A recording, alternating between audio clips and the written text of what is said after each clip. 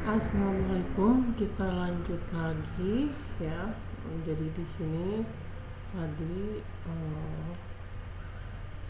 ini program pelayanan itu ya, pencegahan penyakit akibat kerja ya. Jadi ini kita lanjut lagi sekarang halaman 14. Nah, apa itu halaman 14? Prinsip penyelenggaraan pelayanan kesehatan kerja ya, lanjutan.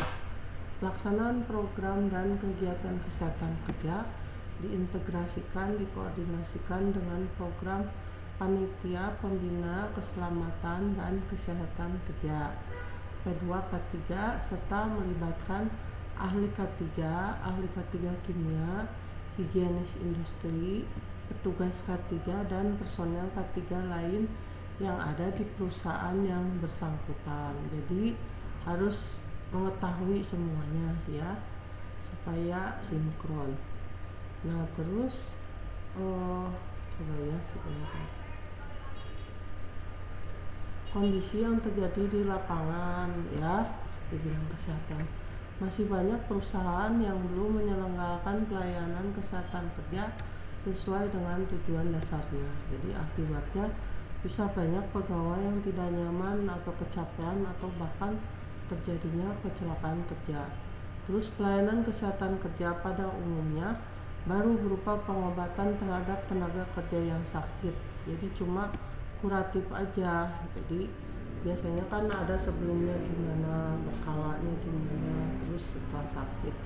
Ini cuma setelah sakit aja. Terus upaya kesehatan yang bersifat pencegahan preventif dan peningkatan proportif masih kurang mendapat perhatian. Jadi ini kurangnya ya. Terus manfaat pelayanan kesehatan kerja yang diperoleh pengusaha, tenaga kerja maupun masyarakat belum optimal ya, karena belum dibuat sistem yang maksimal ya. Nah, terus lembaga pendukung pelayanan kesehatan kerja yaitu PJK3 bidang kesehatan kerja. Menurut Permenaker nomor 4 Men 1995, jasa pemeriksaan kesehatan tenaga kerja, pelayanan kesehatan kerja, dan pengujian lingkungan kerja dapat berupa RS pemerintah atau swasta, lab klinik, lab lingkungan, dan lain-lain, mendapat surat keputusan penunjukan SKP dari Dirjen Binwasnaker dan K3.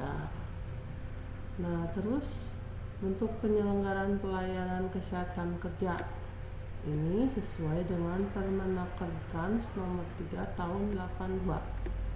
Nah, ini ada yang diselenggarakan sendiri oleh pengurus, misalnya poliklinik perusahaan, rumah sakit perusahaan ya kalau mampu, perusahaannya besar sekali. Terus diselenggarakan melalui pengadaan ikatan atau kerjasama dengan dokter atau pelayanan kesehatan lain, misalnya dokter praktek swasta, puskesmas, poliklinik swasta, rumah sakit, dan lain-lain. Jadi ada kerjasama dengan pihak-pihak ini. Terus diselenggarakan secara bersama antar beberapa perusahaan, misalnya rumah sakit pekerja dan lain-lain ya. Jadi bisa dengan beberapa perusahaan kerjasamanya ya. Terus SDM pelaksana pelayanan kesehatan kerja memiliki kompetensi kesehatan kerja, misalnya dokter kesehatan kerja. Menurut Permenaker Trans nomor 1 Men 1976, dokter perusahaan wajib pelatihan hiperkes dan KK. Undang-Undang nomor 1 tahun 70 pasal 8 Permenaker Trans nomor 2 Men 1980, dokter pemeriksa kesehatan tenaga kerja dibenarkan oleh direktur mendapat surat keputusan penunjukan SKP dari Dirjen Binwasnaker.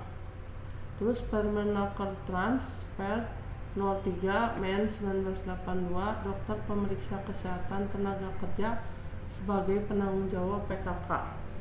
Terus paramedis perusahaan, Permenaker nomor 1 1979, wajib latihan hiperkes ya. Terus kewajiban dalam pelayanan kesehatan kerja.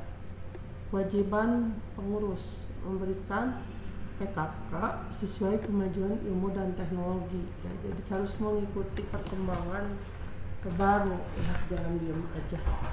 Memberikan kebebasan profesional kepada dokter menjalankan pelayanan kesehatan kerja.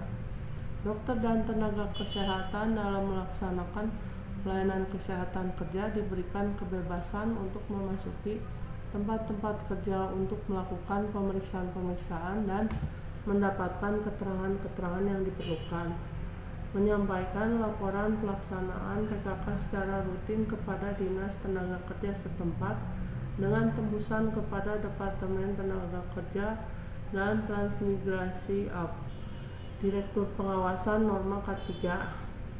Kewajiban dokter dan paramedis perusahaan memberikan keterangan-keterangan tentang PKK kepada pegawai pengawas ketenagakerjaan atau ahli keselamatan dan kesehatan kerja jika diperlukan.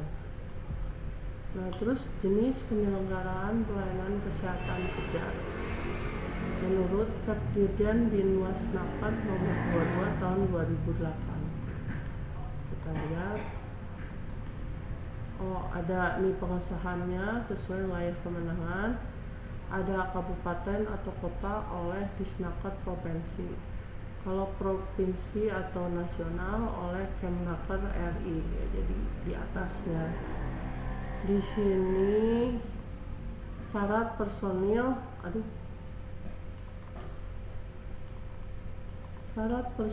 lembaga pelayanan kesehatan kerja. Memiliki personil kesehatan kerja meliputi dokter penanggung jawab pelayanan kesehatan kerja, tenaga pelaksanaan kesehatan kerja berupa dokter perusahaan dan atau paramedis perusahaan, petugas administrasi atau pencatatan dan pelaporan pelayanan kesehatan kerja. Memiliki sarana dan prasarana pelayanan kesehatan kerja. Pelayanan kesehatan kerja yang ada di perusahaan mendapat pengesahan dari instansi bidang ketenagakerjaan sesuai wilayah kewenangannya. Pelayanan kesehatan kerja yang dilaksanakan oleh pihak di luar perusahaan wajib dilengkapi dengan nota kesepahaman MOU penyelenggaraan pelayanan kesehatan kerja antara pengusaha dan kepala unit pelayanan kesehatan yang bersangkutan dan dilaporkan instansi di bidang ketenagakerjaan sesuai wilayah kewenangannya. Oh iya, ini tadi udah. Nah, ini syarat dokter penanggung jawab ditunjuk oleh pimpinan perusahaan yang bersangkutan, laporkan instansi ketenagakerjaan sesuai wilayah. B. Telah mendapatkan surat keputusan penunjukan SKP sebagai dokter pemeriksa kesehatan tenaga kerja dari Dirjen Pembinaan Pengawasan Ketenagakerjaan, Departemen Tenaga Kerja dan Transmigrasi, memiliki sarana dan prasarana pelayanan kesehatan kerja. Terus syarat dokter penanggung jawab ditunjuk pimpinan perusahaan, disetujui Disnaker, setuju direktur. Telah memiliki surat keputusan penunjukan SKP dokter pemeriksa kesehatan tenaga kerja dari Dirjen Binwasnaker, Seki Direktur Pengawasan Kesehatan Kerja Depnaker Trans. Terus penerbitan SKP ya, dokter pemeriksa kesehatan tenaga kerja mengajukan permohonan ke Direktur Pengawasan Norma K3 dan melampirkan surat penunjukan dari pimpinan perusahaan atau kepala unit instansi, surat pernyataan sanggup mentaati peraturan peruntukan di bidang kesehatan kerja, salinan surat keterangan telah training hiperkes bagi dokter perusahaan, salinan ijazah dokter, salinan surat izin dokter STR, salinan surat izin praktek, pas foto warna 3x4 3 lembar. Ini syarat dokter pemeriksa memahami peraturan Undang-Undang K3, memenuhi persyaratan profesional. Terus lanjutan, syarat dokter perusahaan memiliki surat tanda registrasi dokter